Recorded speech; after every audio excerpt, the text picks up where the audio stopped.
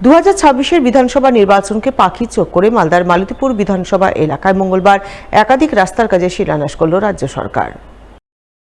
এ উপলক্ষে এদিন মালতীপুর লাইব্রেরি ময়দানে এক অনুষ্ঠানের আয়োজন করা হয়। অনুষ্ঠানে উপস্থিত ছিলেন রাজ্যের উত্তরবঙ্গ উন্নয়ন দপ্তরের প্রতিমন্ত্রী সাবিনা ইয়াসমিন, মালতীপুরের বিধায়ক আব্দুর রহিম বক্সী চাচল, 2 নম্বর পঞ্চায়েত সমিতির সভাপতি বাদল সাহা, জেলা পরিষদ সদস্য রেহেনা পারভিন, শিউলি পারভিন সহ অন্যান্যরা।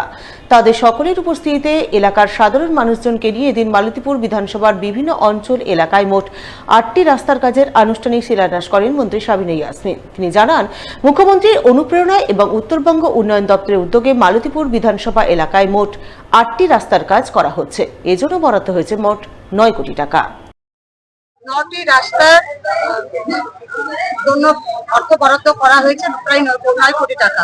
এই 9টি রাস্তা হয়ে গেলে এখানকার মানুষের খুব সুবিধা হবে এবং আমরা উত্তরবঙ্গ উন্নয়ন দপ্তর থেকে মালতীপুর বিধানসভায় প্রচুর কাজ করেছি। আগামী দিনে আরো আমাদের একটা 7-8 মাস ধরুন কাজ করার আর সময় পাবো। আমাদের আরো টেন্ডার প্রসেস আছে। আগামী দিনে প্রায় আরো 15 কোটি টাকা আমরা মালতীপুর বিধানসভায় বরাদ্দ করবো। আশা করছি ওটাও টেন্ডার প্রসেস আমাদের খুব তাড়াতাড়ি হয়ে যাবে।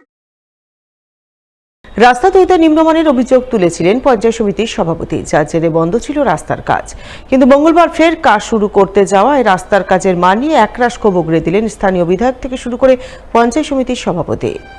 এই খবর পেয়ে ঘটনাস্থলে গিয়ে কাজের মান খতিয়ে দেখে সঠিক নির্মাণ সামগ্রী দিয়ে রাস্তার কাজ করার নির্দেশ দিলেন স্বয়ং বিডিও। মঙ্গলবার ঘটনাটি ঘটেছে পুরাতন মালদা ব্লকের শাহপুর অঞ্চলের রসিলাদহ রূপ সনাতন নগর এলাকায়। জানা গেছে ওই এলাকাতে এক বেসরকারি স্কুলের সামনে পুরাতন মালদা পঞ্চায়েত সমিতির 15 ফিনান্স থেকে প্রায় 2.5 লক্ষ টাকা বরাদ্দে একটি রাস্তার কাজ করা হচ্ছে। কিন্তু গত 4 দিন আগে সেই রাস্তার কাজের মান দেখে ক্ষোভ প্রকাশ করে কাজ বন্ধ করে দিয়েছিলেন পুরাতন মালদা পঞ্চায়েত সমিতির সভাপতি রুম্পা রাজবংশী। কিন্তু 4 দিন কাজ বন্ধ থাকার পর মঙ্গলবার ফের ঠিকাদার সংস্থা কাজ শুরু করে। যা জানতে পেরে এদিন ঘটনাস্থলে ছুটে যান পুরাতন মালদা পঞ্চায়েত সমিতির সভাপতি সহ মালদা কেন্দ্রের বিধায়ক গোপাল চন্দ্র সাহা। তারা দুজনেই নিম্নমানের কাজের অভিযোগ তুলে একরাশ ক্ষোভ প্রকাশ করেন। কয়েকদিন আগে এটা আমাদের এখানে ওল্ড মালদা পঞ্চায়েত সমিতি থেকে প্রায় 2-2.5 লাখ টাকার এখানে বরাদ্দ করা হয়েছে।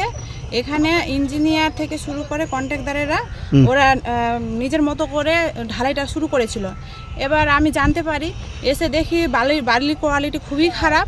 সে মতে এসে আজকে সেদিন বন্ধ করা হয়েছিল, আজকে পুনরায় ওদেরকে বলা হয়েছে, এবার ওরা বালিটা চেঞ্জ করেছে। আজকে এসে দেখলাম যে বালু ফেলা আছে, ওখানে স্যান্ড ফেলা আছে। বাকি মেটেরিয়ালস আমি দেখিনি, কিন্তু চোখের সামনে ফেলা আছে স্যান্ড বালু। মানে সেটা একদম পুরো নিম্নমানের, পুরো কালো বালু নিম্নমানের। এই বালিতে কোথাও কোনো কনস্ট্রাকশন ওয়ার্ক হয় না। সেই বিষয়ে আমি বললাম, ওখানে যারা ইঞ্জিনিয়াররা ছিলেন, ব্লকের ইঞ্জিনিয়াররা এসেছিলেন, মাননীয় সভাপতি ম্যাডামও ছিলেন। কেন মানুষের টাকা, এটা সরকারি টাকা, মানে মানুষের টাকা। এই টাকা তছরূপ হওয়া তো ঠিক নয়। কন্ট্রাক্টররা বিভিন্ন অনেক কন্ট্রাক্টররা যারা আছে তারা অসাধুভাবে টাকা ইনকাম করতে চায়।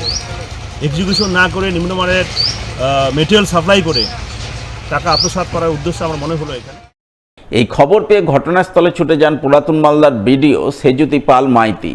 তিনি সমস্ত কিছু দেখে শুনে ঠিকাদার সংস্থাকে সঠিক নির্মাণ সামগ্রী দিয়ে সঠিক কাজ করার নির্দেশ দেন।